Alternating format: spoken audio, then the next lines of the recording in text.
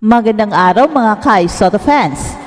Si Kai Soto, ang tinaguriang 7'3" basketball phenom ng Pilipinas, ay patuloy na nagiging sentro ng atensyon sa mundo ng sports, hindi lamang dahil sa kanyang talento, kundi pati na rin sa kanyang determinasyon sa gitna ng matinding pagsubok. Matapos kumpirmahin ang ACL tear sa kanyang kaliwang tuhod, naging masalimuot ang usapin tungkol sa plano para sa operasyon at kung kailan ito dapat isagawa.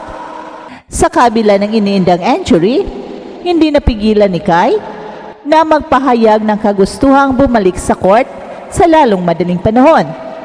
Ang kanyang planong maglaro sa nalalapit na laban ng Gilas Pilipinas kontra New Zealand sa FIBA Asia Cup 2025 qualifiers ay nagdulot ng tanong sa publiko. Sapat na nga ba ang oras at kondisyon niya upang muling maglaro? Sa kasalukuyan, 19 na araw na ang lumipas mula nang madiagnose ang ACL tear ni Kai. Pero hindi pa rin siya dumadaan sa operasyon dahil sa patuloy na pamamaga ng kanyang apektadong tuhod. Ang ganitong kondisyon ay hindi pangkaraniwan, lalo na kung hindi maalis ang pamamaga sa maikling panahon. Ayon sa mga eksperto, mahalagang hintayin na humupa ang pamamaga upang maging mas ligtas at epektibo ang operasyon.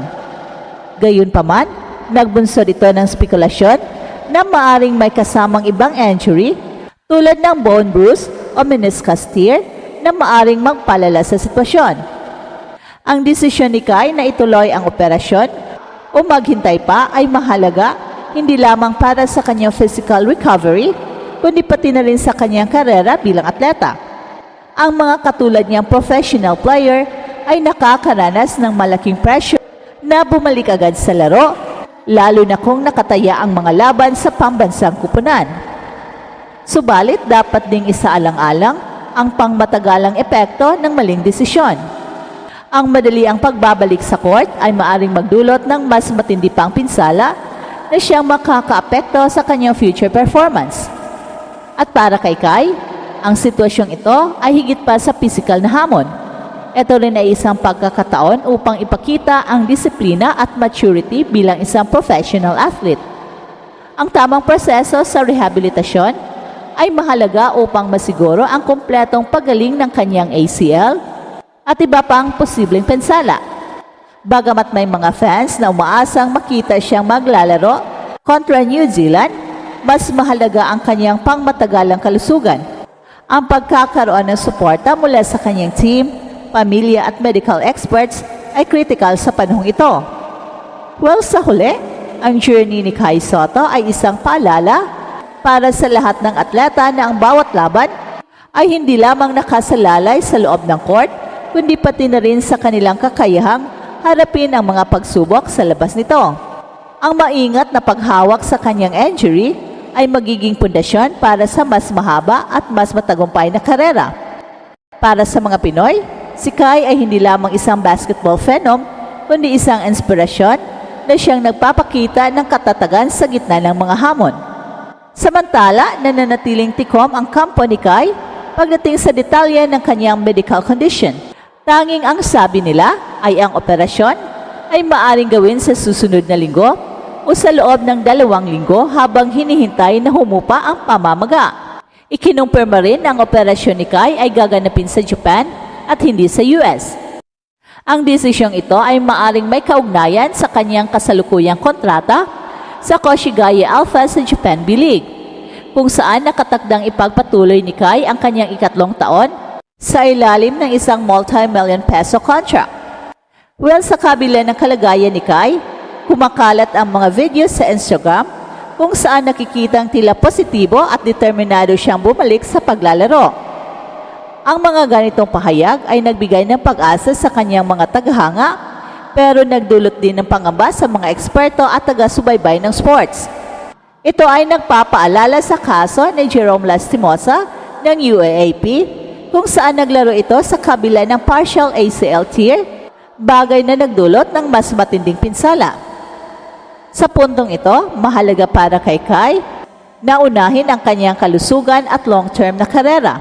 Sa laki ng kanyang potensyal at tagumpay sa Japan B-League, Isang maling desisyon lamang ang maaring makasira sa kanyang pangarap na magtagumpay sa international basketball scene. Ang Koshigaya Alphas, sa kanilang bahagi ay tiyak na hindi papayag sa anumang desisyon na maaring maglagay sa peligro ng kanilang player.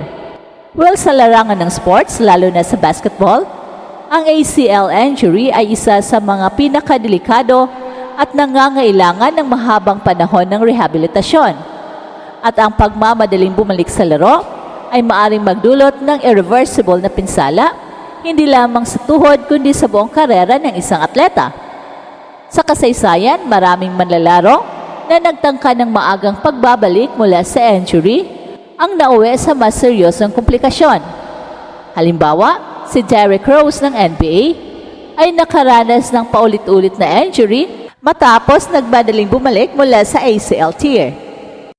Sa kabila ng pisikal na pagsubok, mahalaga ring tingnan ang mentalidad ng isang atleta tulad ni Kai.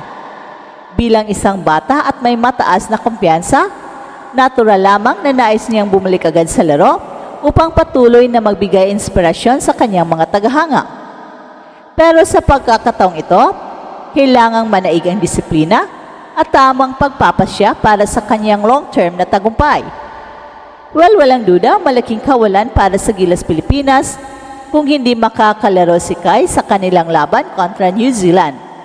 Pero mas malaki ang mawawala kung pipilitin niya ang kanyang sarili na maglaro nang hindi pa ganap na gumagaling. Ang team ay may iba pang magagaling na mga players tulad ni na AJ Edo at Chapit Aguilar na maaring pumuno sa kanyang pwesto habang nagpapagaling pa siya. Ang injury na ito ay hindi lamang pagsubok, kundi isang pagkakataon para kay Kai na mas mapatibay ang kanyang katawan at isipan. At ang tamang rehabilitasyon ay magbibigay sa kanya ng pagkakataong mas maging malakas at handa para sa mas mataas na antas ng competition sa hinaharap. Para sa ating mga Pinoy fans, mahalagang maunawaan natin ang bigat ng sitwasyon ni Kai.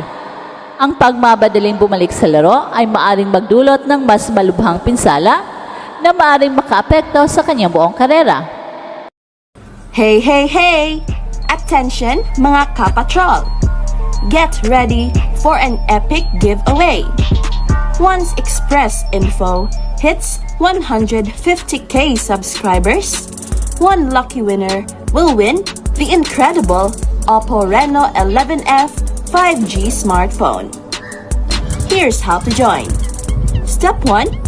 Subscribe to Express Info right now. Step 2. Like this video. Then step 3. Comment anything good and positive about our idol Kai Sotto. Super easy. Just subscribe, like, and comment.